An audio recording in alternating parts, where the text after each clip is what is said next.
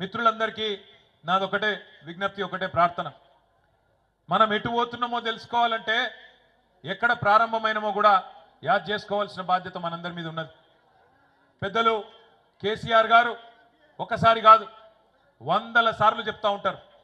తాను స్వయంగా పాటలు కూడా రాసిండు.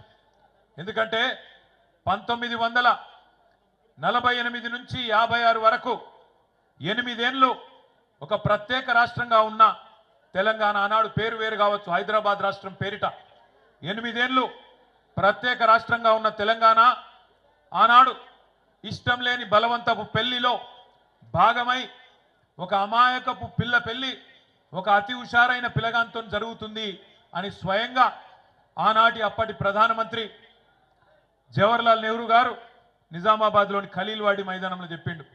आज एक मासूम बच्ची की शादी एक नटखट लड़के के साथ हो रही है. अगर ये मिलाप अच्छा चला तो अच्छी बात है, वरना जब चाहे तब तलाक ले सकते हैं అంటే ఎప్పుడు కావాలంటే అప్పుడు విడాకులు తీసుకోవచ్చు అని చెప్పిన మాట. ఆనాడు ఇష్టం లేని పెళ్లి చేసింది కాంగ్రెస్ పార్టీదే. ఆ తప్పు చేసింది కాంగ్రెస్. 1956 నుంచి 68 వరకు అడుగడుగున అన్యాయం జరిగితే 68లోనే మరల పడ్డది తెలంగాణ. 1968లో ప్రారంభమైన ఉద్యమం 71 వరకు 3 సంవత్సరాల పాటు అద్భుతంగా సాగింది. కరీంనగర్ కావచ్చు, తెలంగాణలోని ఆనాటి 10 జిల్లాలు కావచ్చు, అద్భుతంగా కదిలినాయి. తెలంగాణ పౌరుషాన్ని చాటుతూ 1971 పార్లమెంట్ ఎన్నికల్లో భారతదేశం మొత్తం కాంగ్రెస్ గెలిస్తే ఒక్క తెలంగాణలో మాత్రం 14 పార్లమెంట్ సీట్లలో 11 పార్లమెంట్ సీట్లు ఆనాడు తెలంగాణ ప్రజా సమితి గెలిచి తన గుండెను చీల్చి ఆత్మను ఆవిష్కరించి భారతదేశం మొత్తానికి వినబడేలాగా చెప్పిండ్రు తెలంగాణ ప్రజలు ఆనాడే. 370 మంది తొలి దశ అమరుల సాక్షిగా 11 సీట్లనిచ్చి మా తెలంగాణ మాకు కావాలి అని స్పష్టంగా దేశ రాజకీయ వ్యవస్థకు చెప్పిండ్రు. కానీ కర్కశంగా ఇష్టం లేని పెళ్లి చేసిన మొదటి దశ ఉద్యమంలో 370 మందిని కాల్చి చంపిన 11 మందిని ఆనాడు ఎంపీలను తెలంగాణ ప్రజలు గెలిపించిన వాళ్ళని తీసుకుపోయి మళ్ళొక్కసారి తెలంగాణ ప్రజల ఆకాంక్షను బేఖాతరు చేసింది కాంగ్రెస్ పార్టీ. 71 నుంచి 2001 దాకా 30 ఏళ్ల పాటు పెద్దలు, బుద్ధిజీవులు, ప్రొఫెసర్ జయశంకర్ లాంటి పెద్ద మనుషులు, ఆచార్య కొత్తపల్లి జయశంకర్ గారు లాంటి పెద్దలు, విద్యాసాగర్ రావు గారు లాంటి నిపుణులు, అదేవిధంగా ఇంకా కవులు, కళాకారులు, విద్యావంతులు, టీచర్లు కావచ్చు, ఉద్యోగులు కావచ్చు, వాళ్ళు కాపాడుకున్నారు.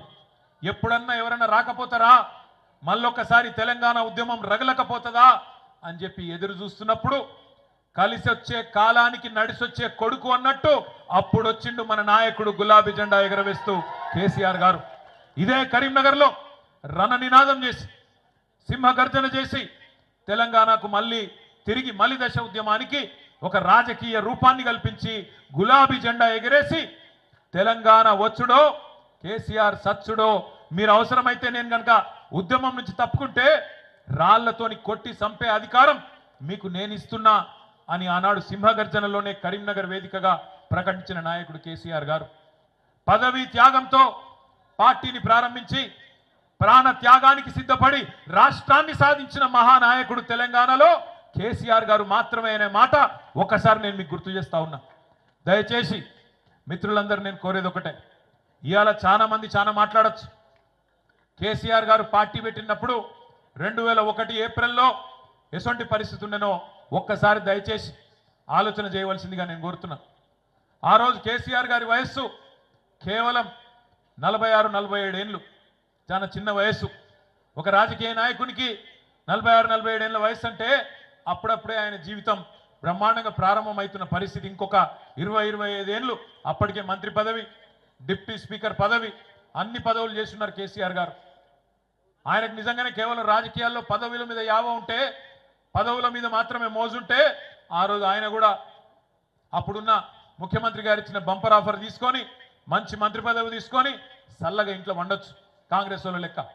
కానీ అట్లా కాకుండా అన్నిటికీ తెగించి తెలంగాణ నాయకులంటేనే తెలంగాణ ఉద్యమాన్ని పదవుల కోసం తాకట్టు పెడతారనే బదనాం ఏదైతే తెలంగాణ సమాజంలో ఉండేనో దాన్ని దూరం చేయాలని చెప్పి పదవి త్యాగంతోనే ఆనాడు తెలంగాణ రాష్ట్ర సమితి అనే పార్టీని ఆనాడు రోజే 3 పదవులకు కూడా రాజీనామా చేసిండు కేసీఆర్ గారు. ఆ తర్వాత 14 ఏళ్ల పాటు దెబ్బలు తిన్నాడు, ఎదురు దెబ్బలు తిన్నాడు, అక్కడక్కడ విజయాలు, అక్కడక్కడ అపజయాలు అన్ని కూడా చూసిండు కేసీఆర్ గారు. పాట కూడా రాసిండు తానే స్వయంగా. తెలంగాణ ప్రజల్లో ఒక విశ్వాసాన్ని నింపడానికి సిపాయిల తిరుగుబాటు విఫలం అయ్యిందని అనుకుంటే వచ్చేదా దేశానికి స్వాతంత్రం. సిపాయిల తిరుగుబాటు 1857లో విఫలమైందని చెప్పి ఎక్కడోళ్ళు అక్కడ బీరిపోతే దేశానికి స్వాతంత్రం వస్తుండనా? అట్లనే రాజీ లేని పోరాటమే విజయం సాధిస్తుంది, ముమ్మాటికి తెలంగాణ రాష్ట్రం వచ్చి తీరుతుంది అని ఆనాడు 2001లోనే పాట రూపంలో మాట రూపంలో కేసీఆర్ గారు ఆనాడు చెప్పడం జరిగింది.